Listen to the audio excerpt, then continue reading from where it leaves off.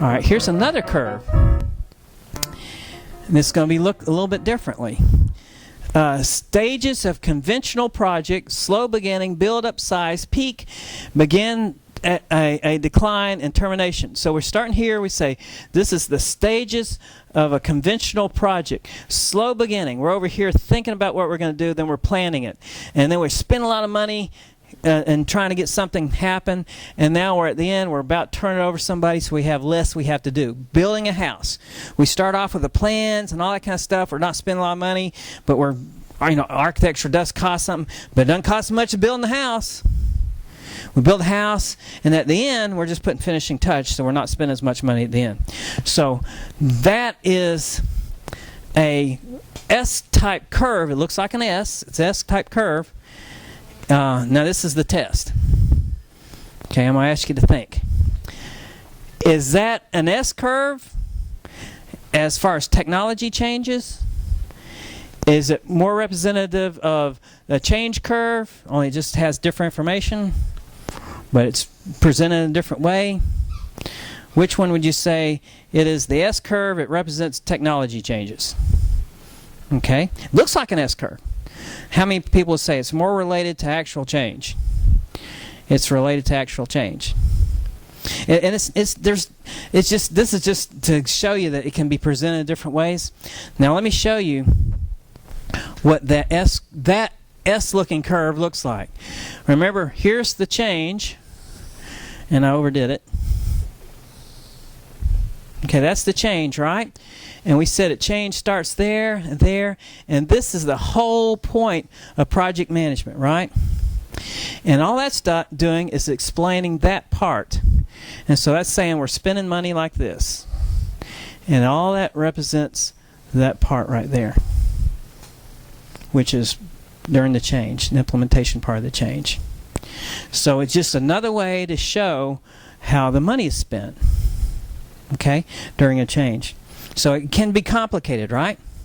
So anytime you see something presented to you, you have to think about why are they presenting it, what's it related to, before you say, oh, that's the technology curve. I'm just kind of, if you see this somewhere, this is a typical curve you would see related to projects, and it's really more representative of that, so you have to read further.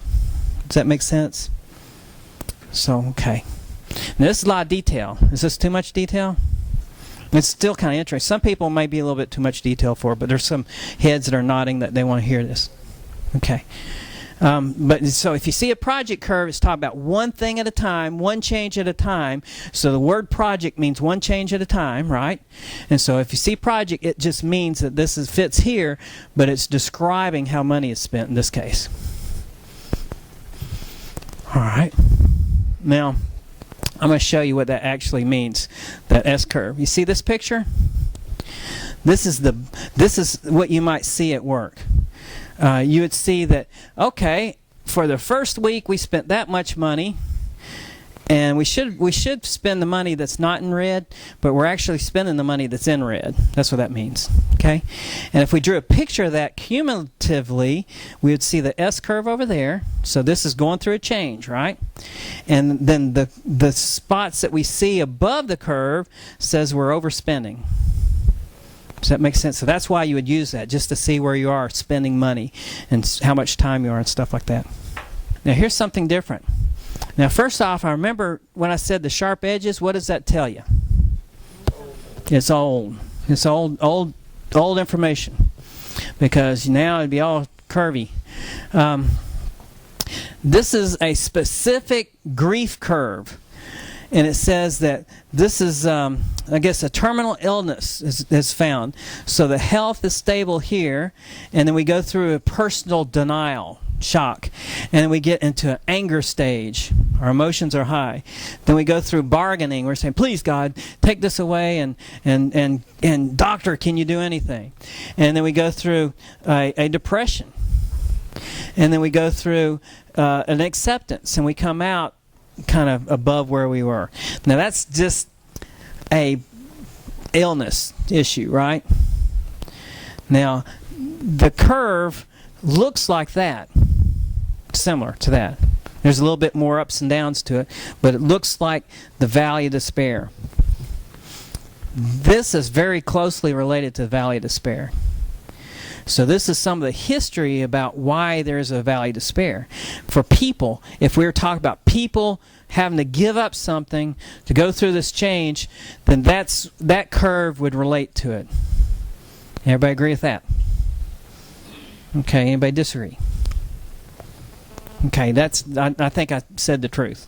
Okay? So anyway, so there's curves that prove this, right?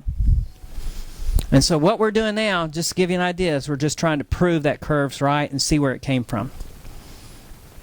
All right? Now here's another curve, very similar. You see anything that looks, it looks kind of the same? And it's hard to see on the board, but if you can't see it, it's using different words. And this is the stress curve emotional response pattern. And it goes like this, kind of like the other curve. But do you think this is a old curve or a newer curve? Newer, because it's all rounded and everything else. Here you might have heard this before. Shock if something happened.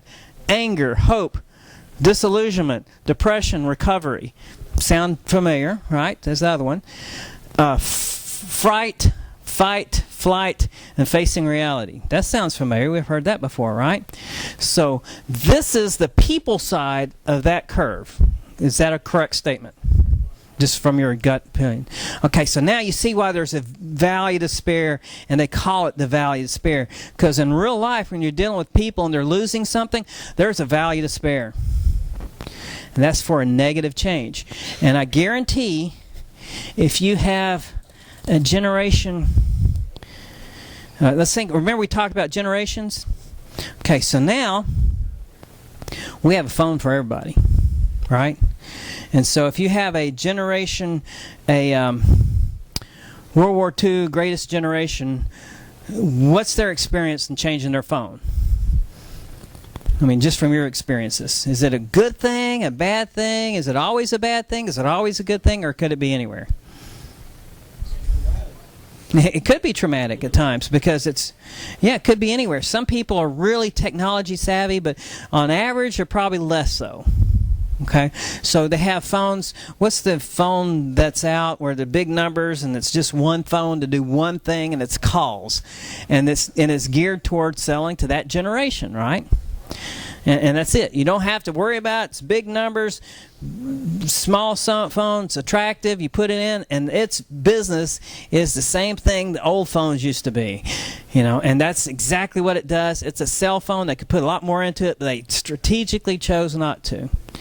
And that was geared toward that audience, right? Now update it. Okay, now we went through the baby boomers. They're kind of all over the place too. We went through Generation X, and now we're in Generation Y. In Generation Y, they actually grew up with play cell phones, They actually had cell phones that made sounds when they were babies and playing with them.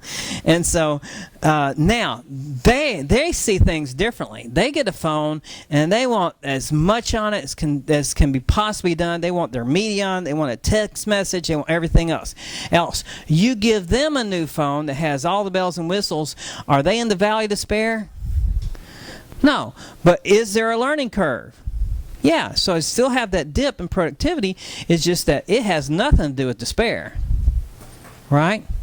And so if you think that change is always about the valley of despair and it always has that dip and it's got to be called valley of despair, then I'm saying that's old school. Does that make sense? But what is still right is that dip's going to happen. Maybe return on investment. It may be something else, but that dip's going to happen. Okay, so we agree that stress is one place that happens, right?